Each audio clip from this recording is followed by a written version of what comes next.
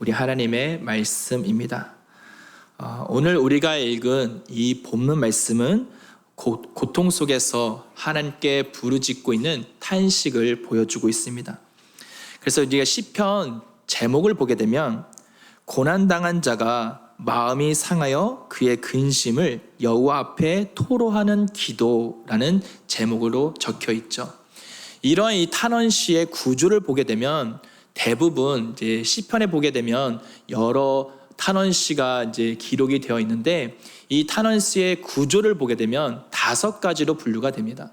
첫 번째로는 먼저 하나님을 부르짖는 것으로 이제 시작을 해서 두 번째는 자신이 처한 상황을 토로하는, 그게 토로하는 탄식이 이제 기록이 되고, 그리고 나서 이제 도움을 구하는 이제 간구가 이어지게 됩니다. 그렇게 하나님의 도우심을 구하는 기도를 올린 이후에 하나님에 대한 확신과 이제 믿음의 고백이 이제 4번째로 기록이 되고, 그리고 마지막으로는 하나님을 찬양하는 그런 형식으로, 그런 구조로 이 탄원시가 기록이 되어 있습니다. 그래서 이런 구조에 따라서 오늘 본문의 이 시편 저자는 하나님을 먼저 부르짖으며 호소하고 있는 것을 우리는 보게 됩니다. 그래서 1절 말씀 보게 되면 여호와여 내 기도를 들으시고 나의 부르짖음을 주께 상달하게 하소서. 여러분, 내가 처하고 있는 이런 문제를 해결할 수 있는 유일한 방법은 참 주관자가 되시는 하나님 아버지께 가지고 나올 때에 시작이 되는 것입니다. 만약 내가 겪고 있는 이 문제를 그저 내 방식대로 또는 세상이 말하는 그 세상적 방법으로 해결하고자 한다면 물론 어느 정도는 해결될 수 있겠지만 그 해결은 일시적인 것이고 불완전한 해결 방법밖에 되지가 않습니다.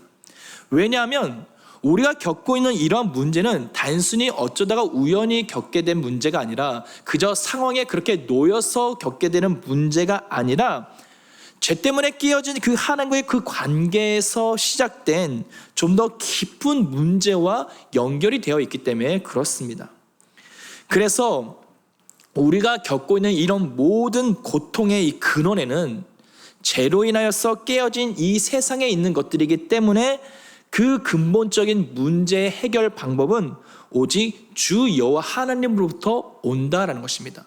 그렇다고 해서 그 해결 방법들이 내가 생각하고 내가 원하는 방식대로 해결되는 것이 아니라, 그렇다고 그 문제가 완전히 없어지는 것이 아니라 그대로 있을 수 있겠지만, 근데 그전에는 그 문제 때문에 내가 자꾸만 그것에 묶여서 자꾸만 불안해하고 두려워하고 자유함이 없었는데, 이제는 그 문제를 하나님께 가지고 나오게 되니까 그 문제가 더 이상 나를 흔들리지 못하는, 더 이상 나를 무너뜨리지 못하게 되는 일이 발생하게 되는 거죠.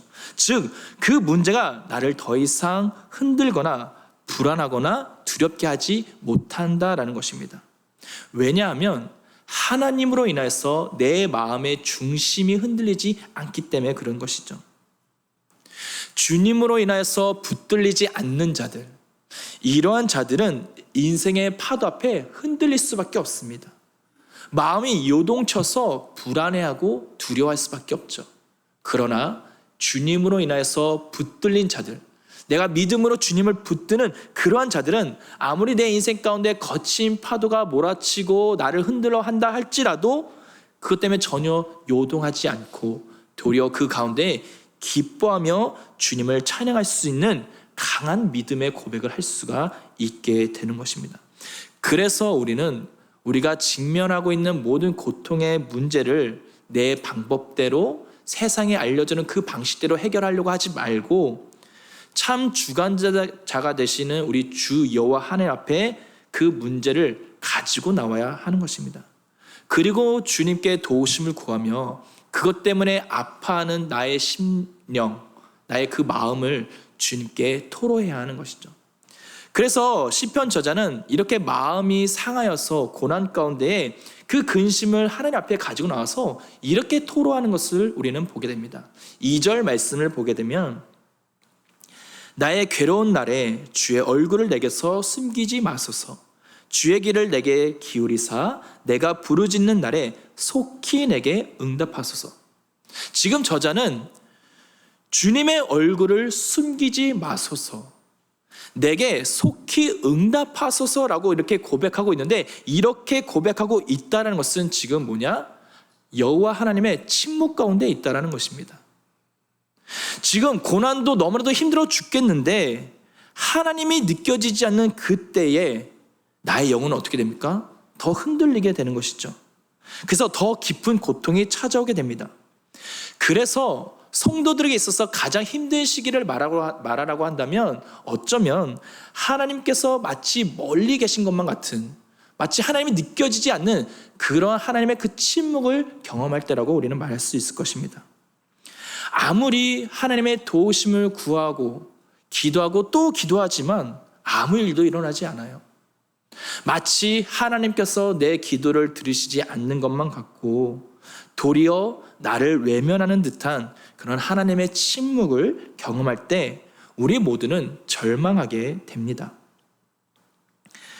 그래서 제가 이 말씀을 제가 준비하면서 제가 예전에 2019년도에 개봉했던 그 교회 오빠라는 그 영화를 생각하게 됐는데, 혹시 여기에 있는 자들 중에 교회 오빠라는 것을 아직 못 보신 분들이 있다면 꼭 한번 보시기를 추천드립니다. 그때 제가 그 영화를 봤을 때, 물론 이제 지금은 이제 고인이 되셨지만 이 고 이관희 지사님께서 그 이제 암투병 하시면서 많이 고통스러워서 힘들 때마다 여러 가지 정말 믿음의 고백들을 많이 하셨습니다.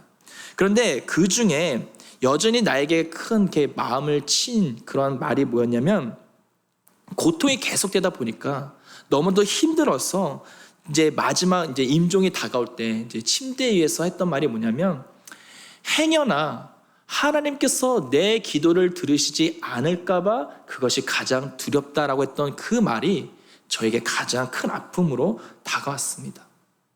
이렇게 정말 하나님만이 우리의 소망이라고 해서 주님밖에 없는데, 우리 하나님만이 나의 유일한 소망인데 하나님의 그 침묵을 경험할 때 그때 오는 절망과 두려움은 이루 말할 수가 없는 것이죠. 오늘 이 시편 저자도 얼마나 그 고통, 하나님의 침묵이 얼마나 고통스러웠는지, 얼마나 아팠는지 이렇게 고백하는 것을 보게 됩니다. 우리 3절 말씀 보게 되면, 내 날이 연기같이 소멸하며 내 뼈가 숯같이 탔음이니이다. 마치 생명이 꺼져가는 듯한 그런 극심한 고통을 지금 고백하고 있는데, 이것은 곧 심적으로 완전히 무너진 그 상태를 보여주고 있는 것이죠. 마치 내 날이 연기같이 소멸하면서 정말 내 살은, 정말 내 뼈는 쑥같이 타는 듯한 그런 극심한 그런 고통을 지금 경험하고 있는 것입니다. 이렇게 마음이 완전히 무너진 상태가 되면 어떻게 되면은 우리의 몸도, 우리의 건강도 자연스레 무너지게 되는 것을 보게 되죠. 그래서 4절과 5절 말씀에 저자는 이렇게 고백을 합니다. 내가 음식 먹기도 잊었으므로 내 마음이 풀같이 시들고 말라버렸사오며 나의 탄식 소리로 말미암아 나의 살이 뼈에 붙었나이다. 당연하죠. 마음이 무너졌는데 어떻게 밥을 먹을 수 있겠습니까? 어떤 음식도 들어가지 않습니다. 마음이 시들어서 말라버리게 되니까 탄식만 나오게 되고 그저 한숨만 나오고 음식 먹을 힘도 없고, 그러니까 마음도 무너지고 몸도 무너지고 정신도 무너지게 되는 것을 우리는 보게 되죠. 이런 상황에 시편 저자는 또한 어떤 고백을 하게 되면 잠도 자지 못한다라고 고백을 하고 있습니다. 6절과 7절 말씀에 나는 광야의 올빼미 같고 황폐한 곳에 부엉이 같이 되었사오며 내가 밤을 새우니 지붕 위에 외로운 참새 같으니이다. 사람이 이렇게 잠을 자지 못하면 완전히 무너지게 만드는 그런 심각한 상태가 되는데, 지금 시편 저자는 이러한 상황에 놓여 있는 것을 고백하고 있습니다.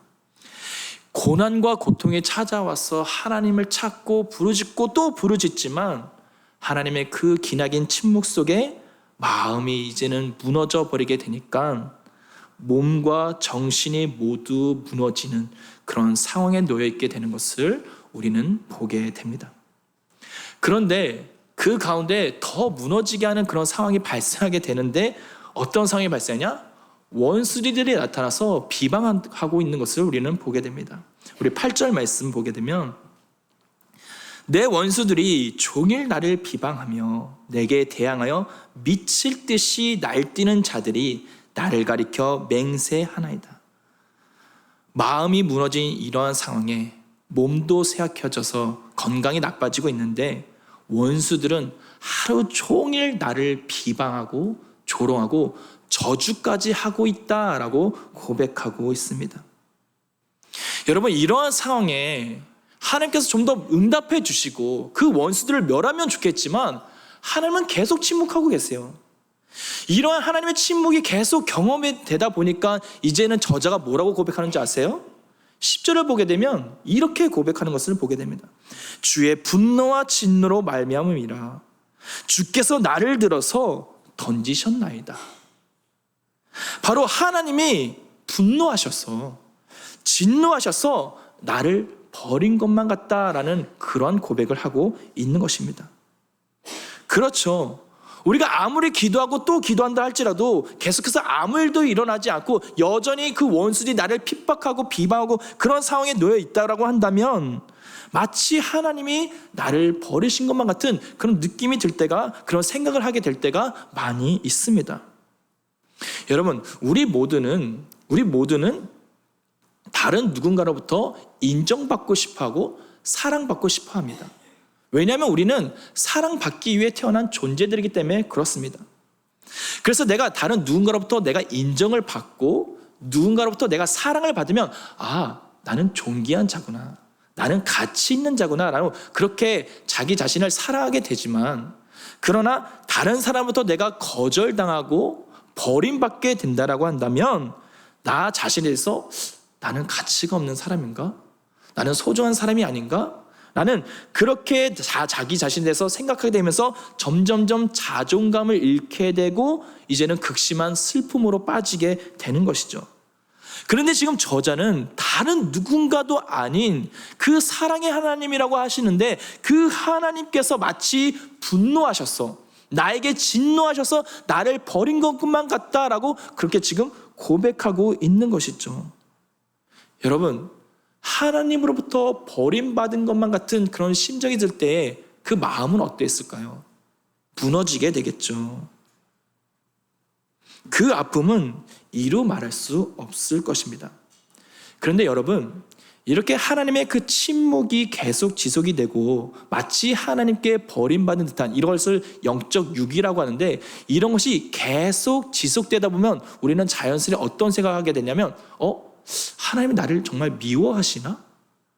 내가 예전에 지었던 이 죄 때문에 하나님께서 나를 미워하시는 건가? 라는 그렇게 생각하면서 자기를 판단하고 자기 정죄를 하기 시작하게 됩니다. 그런데 여러분, 이렇게 자기를 정죄하는 것은 하나님이 나를 미워하는 것은 아닌가라는 그런 생각을 주는 것은 사단의 거짓된 속삭임입니다. 이것에 속아서는 안 됩니다.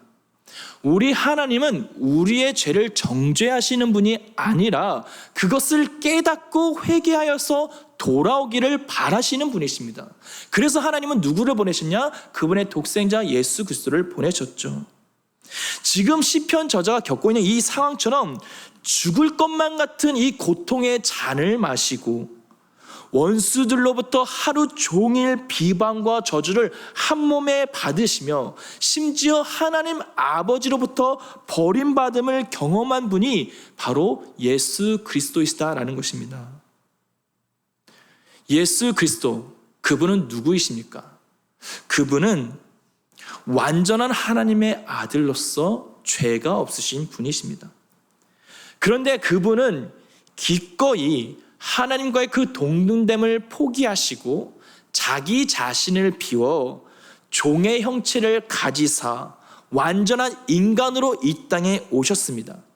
그리고 이 땅에 오셔서 모든 고난, 정말 사람이 겪을 수 있는 가장 극치의 그 아픔을 다 겪으시고 모든 이들로부터 버림받으시고 모든 비방과 저주를 한 몸에 다 받으셨습니다. 그리고 그 고통의 십자가 위에서 뭐라고 절규하셨냐면 엘리 엘리 라마 사박다니, 아버지여 아버지여 어찌하여 나를 버리셨나이까? 라고 그렇게 절규하였습니다. 여러분, 왜 이렇게 죄가 없으신 완전하신 예수님께서 그 모진 고난과 고통을 다 겪으시고 저주를 한 몸에 다 받으시고 하나님 아버지로부터 버림받으신 이유가 무엇입니까? 그 이유는 바로 저와 여러분 때문에 그렇습니다. 우리 모두의 죄 때문에 주님께서 그렇게 당하신 것입니다. 바로 나의 죄 때문에 하나님과의 그 관계가 깨어져 버려서 거룩하신 하나님 앞에 나아갈 수 없게 되다 보니까 우리는 죄의 저주를 받아서 죽을 수밖에 없었던 자들이었습니다. 아니, 이미 우리는 죄 때문에 영적으로 죽은 자들이었던 것이죠. 그런데 그러한 우리들을 하나님께서는 이처럼 사랑하사 독생자를 값없이 보내주심으로 말미암아 그리고 우리를 대신할 대속제물로 삼으셔서 나 대신 죽게 하신 것입니다. 우리 예수님도 그런 아버지의 뜻을 기꺼이 받아들여서 나 대신 기꺼이 십자가에서 죽으심으로 말미암아 내가 받아야 할 그 모든 죄의 값을 대신 치르신 것입니다. 그리고 사흘 후에 사망 권세를 깨트리시고 다시 부활하심으로 예수 그리스도를 믿는 모든 자들에게 멸망치 아니하시고 영생을 허락해 주셨습니다. 그렇기 때문에 사단이 하는 그 거짓 속삭임에 우리는 속아서는 안 되고 우리는 이렇게 나를 위해서 행하신 그 놀라운 은혜를 결코 잊어서는 안 되는 것입니다. 우리는 그 은혜를 날마다 곱씹으며 기억해야 하고 생각해야 하는 것입니다. 오늘 시편 저자의 그 심정같이 그 마음과 같이 마치 내 날이 연기같이 소멸하는 것만 같고 마치 내 뼈가 숯과 같이 타는 것만 같고 탄식으로 인해서 마치 내 살이 뼈에 달라붙는 듯한 그러한 고통이 있다 할지라도 그래도 우리 주님은 신실하신 분이시고 그래도 우리 주님은 영원하시며 그래도 우리 주님은 그 긍휼과 사랑이 충만하신 분이라는 것을 우리는 기억해야 한다는 것입니다. 아무리 우리가 겪고 있는 이 고통과 아픔이 크다 할지라도 모든 고통보다 더 크고 더 깊은 은혜가 바로 우리에게 주어진 것입니다.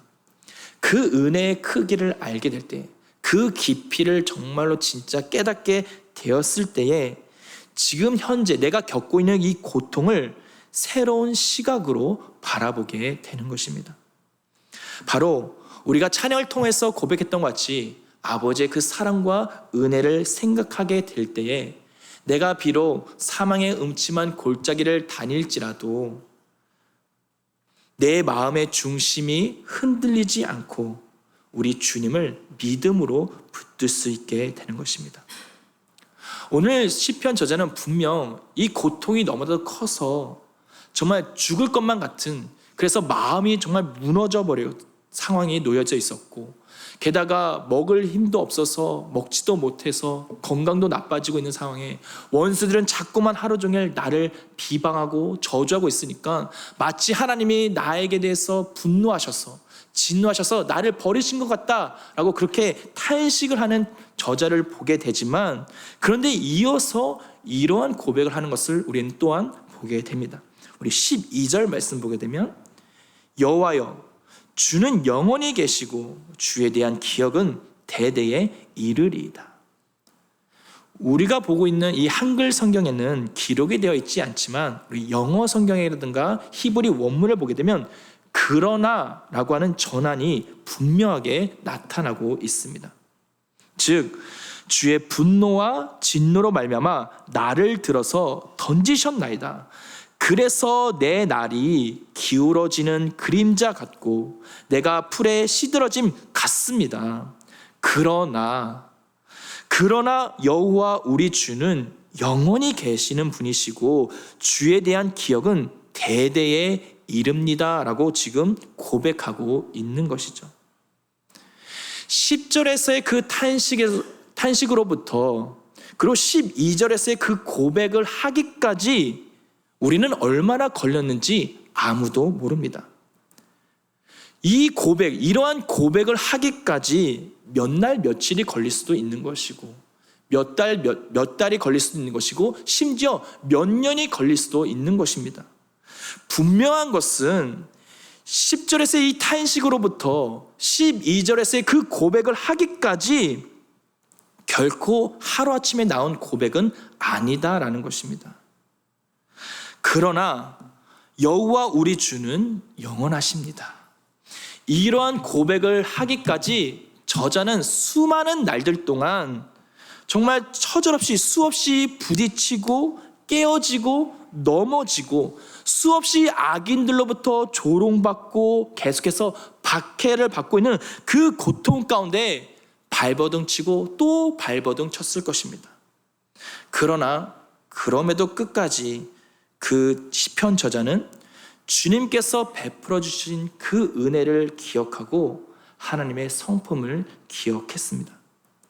그리고 끝내 그러한 믿음을 지켜서 나는 비록 사라지는 그림자와 같고 시들어지는 자와 같지만 그래도 그러나 우리 주님은 영원하십니다라는 그런 믿음의 고백을 할 수가 있었던 것입니다. 우리 또한 이 저자가 끊임없이 발버둥 치며 싸우고 있는 이러한 과정을 우리 또한 살아가고 있습니다. 이 과정 속에 우리도 수없이 발버둥 치고 갈등하고 넘어지고 또 넘어지겠지만 그 가운데 우리는 계속해서 나에게 베풀어 주고 계시는 하나님의 은혜와 사랑을 기억해야 할 것입니다. 고통 속에 그런 하나님의 은혜와 사랑을 생각하고 기억하게 되면 어떻게 되냐? 나의 시선의 변화가 나타나기 시작이 됩니다. 우리 본문 1절에서 11절까지의 그 주어를 보게 되면 나라고 하는 그 1인칭으로 기록된 것을 보게 됩니다. 즉 뭐냐?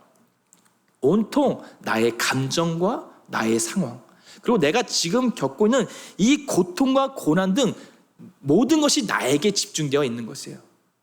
그런데 반면에 이 12절부터는 어떻게 기록되어 있냐? 주어가 여호와 그리고 주께서라고 하는 3인칭으로 기록된 것을 우리는 보게 됩니다.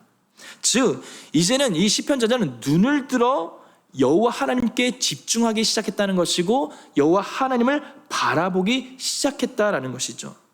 이것이 바로 믿음의 전환점이며 이것이 영적인 승리의 비결입니다.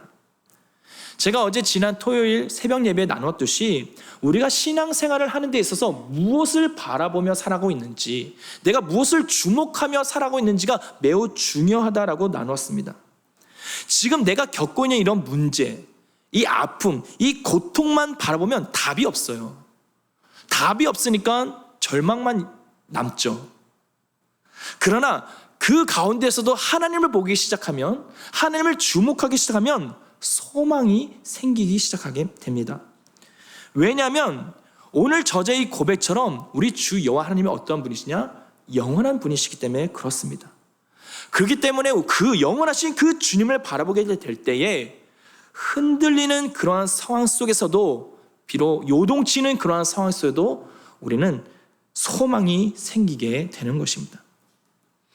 그렇게 문제의 그 고통 가운데에서 주 여호와 하나님을 기억하며 영원하신 그 하나님을 보게 되니까 어떠한 고백을 하게 되냐? 우리 13절의 고백을 하는 것을 우리는 보게 됩니다. 주께서 일어나사 시온을 긍휼히 여기시리니 지금은 그에게 은혜를 베푸실 때라. 정한 기한이 다가옴이니이다. 정한 기한, 이것은 하나님께서 정하신 때, 바로 하나님의 때를 가리키는 그 카이로스를 말하고 있는 것입니다.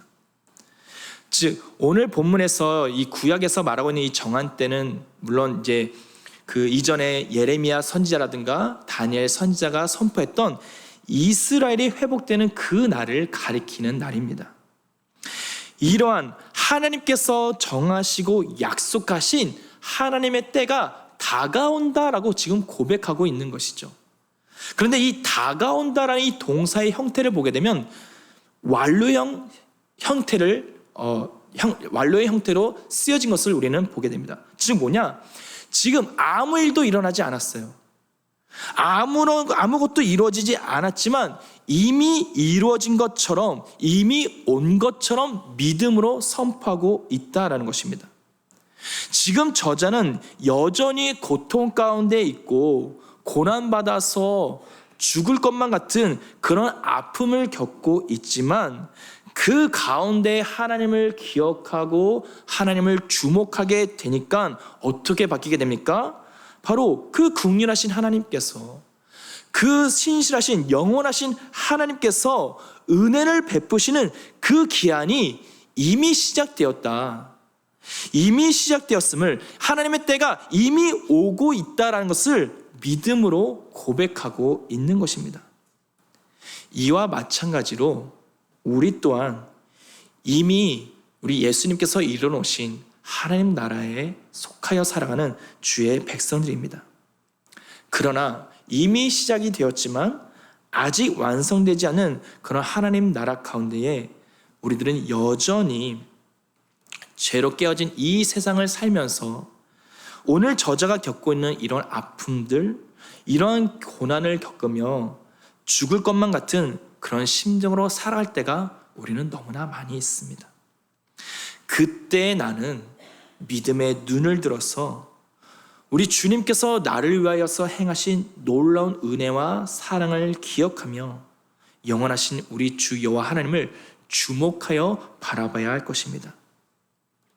그렇게 우리가 고난 가운데 주님께서 이미 이루어 놓으신 하나님의 나라를 믿음으로 붙들면서 그 나라에 속한 자로 우리가 하루하루를 살아갈 때에 그때 고통 때문에 오는 절망이 아니라 주님 때문에 우리는 소망으로 살아갈 수가 있게 되는 것이죠.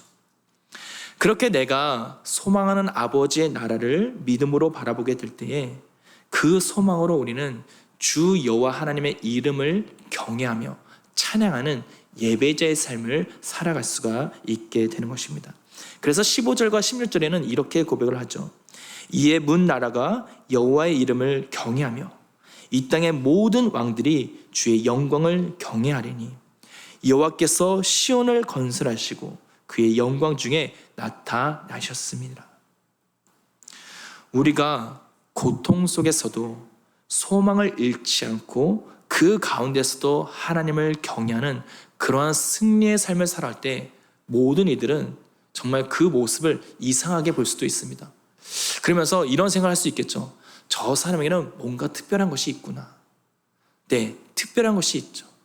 바로 하나님이 우리와 함께 하신다는 것입니다.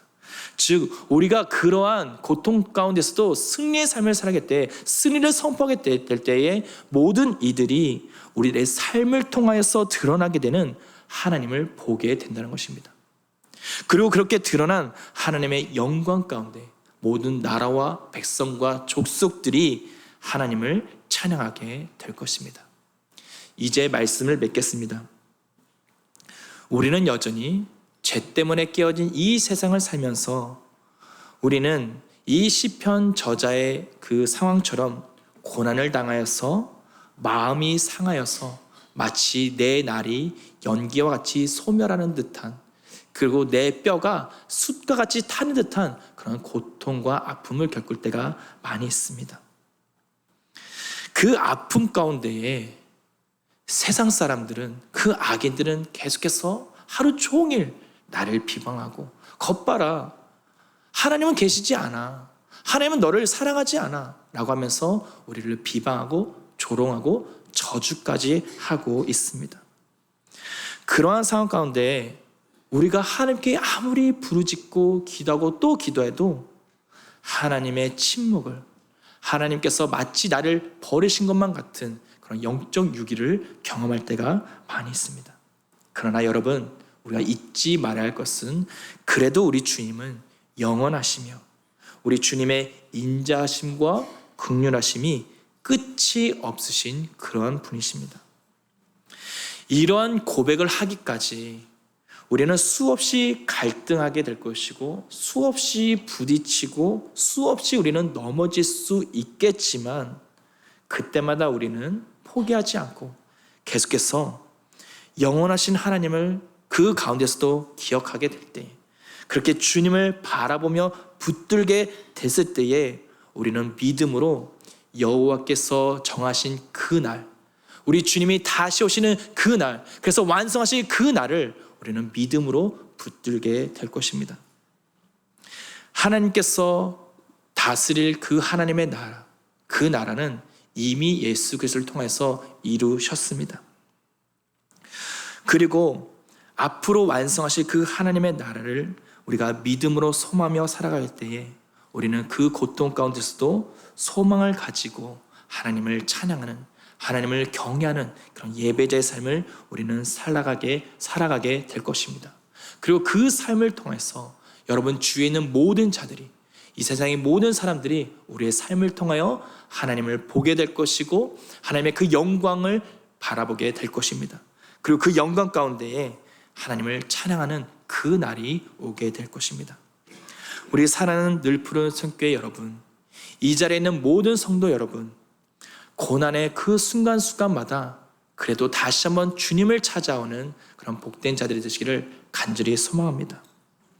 그렇다고 해서 여러분의 그 아픔이, 여러분의 그 고통이 사라지는 것이 아닙니다.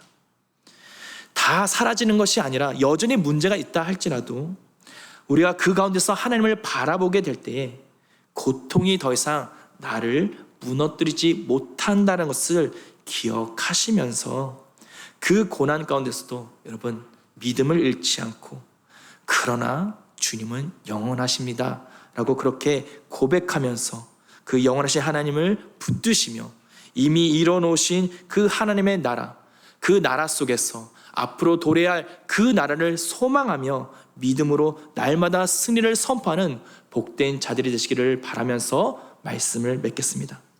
우리 이 시간 함께 기도하겠습니다.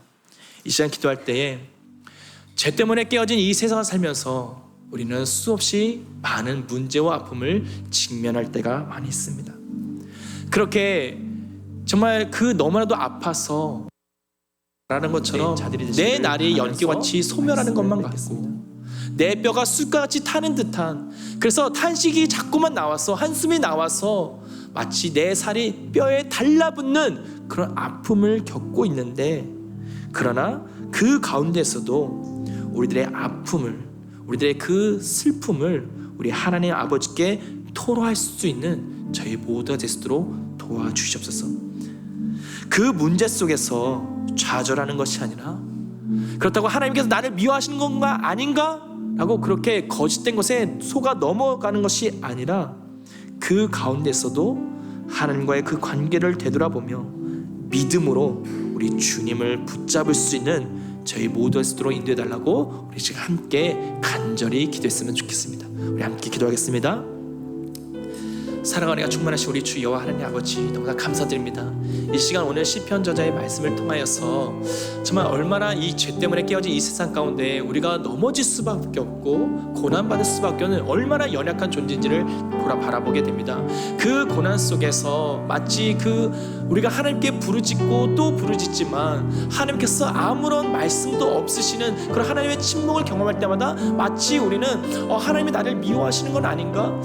정말 내 죄 때문에 하나님께서 나를 정말 버리신 건 아닐까라는 그런 잘못된 그 사단의 거짓된 속삭임에 넘어갈 때가 많이 있습니다. 하나님, 그런 아픔 속에, 그 고통 속에 우리가 낙망하고 좌절할 것이 아니라 그 가운데 신실하신 그 하나님을 기억할 수 있게 하여 주옵소서. 하나님께서 나를 위해서 베푸신 놀라운 은혜와 사랑을 생각할 수 있도록 도와주옵소서. 우리가 그렇게 주님을 생각하게 될 때에, 주님을 우리가 눈을 들어 바라보게 될 때, 그때 나의 시선은 정말 고통을 바라보는 것이 아니라 그 위대하신 하나님을 바라보게 될 줄을 믿습니다. 그렇게 하나님께서 하나님을 바라보게 될 때, 그때 하나님께서 하신 그 약속의 말씀을 우리는 붙들게 될 것이고, 그 믿음으로 우리는 이 땅 가운데 하루하루를 주님의 그 소망을 가지고 살아가게 될 줄을 믿습니다. 하나님, 그렇게 이 죄 때문에 깨어진 이 세상 가운데 소망을 붙들며 살아갈 수 있는 복된 저희 모두가 될 수 있도록 도와주시고 인도하여 주셔서 그렇게 주님을 고백하기를 원합니다. 그렇게 날마다 주님을 붙드는 자들 되기를 소망합니다. 그러나 그래도 주님은 영원하십니다라는 그런 고백을 할 수 있는 저희 모두 될 수 있도록 도와주시옵소서. 아버지, 영원하신 만군의 주 여호와 하나님 아버지, 우리들의 삶 가운데에 이러한 고통과 어려움이 찾아올 때에 우리들의 시선이 문제와 상황에 머무르지 않고 우리 주님께 향할 수 있도록 도와주시옵소서. 아무리 기도하며 부르짖어도 응답이 없는 것처럼 느껴지게 되고 마치 주님께서 멀리 계신 것처럼 느껴질 때에 주님 그때에도 낙심하지 않도록 우리들의 연약한 마음을 붙잡아 주시옵소서. 끝까지 주님께 나아가는 그러한 믿음을 허락하여 주시옵소서. 내 마음이 무너지고 지쳐서 아무것도 할 수 없는 그 순간에도 나를 위해서 이미 이뤄놓으신 그 십자가 위에서 이뤄놓으신 우리 주님의 은혜를 기억하게 하시고 그 은혜가 지금 내가 겪고 있는 이 고통보다 아픔보다 더 크고 깊다라는 사실을 붙들게 하여 주시옵소서. 그래서 내가 비록 사망의 음침한 골짜기를 다닌다 할지라도 어떠한 상황 속에서도 그러나 그래도 우리 주님은 영원하십니다. 그래도 우리 주님은 신실하십니다. 그래도 우리 주님은 인자하십니다라고 날마다 고백하며 영원하신 하나님을 바라볼 수 있는 믿음으로 살아가게 하여 주십시고 우리들의 그러한 삶을 통하여 주님의 영광이 나타나게 하여 주시옵소서. 오늘 주어진 이 하루도 하나님의 말씀 안에서 주님의 뜻을 이루는 하루가 되게 하시고 모든 영광 우리 주님께서 하며 은혜와 사랑이 충만하신 우리 구주 예수 그리스도 이름으로 기도드리옵나이다. 아멘. 우리 계속해서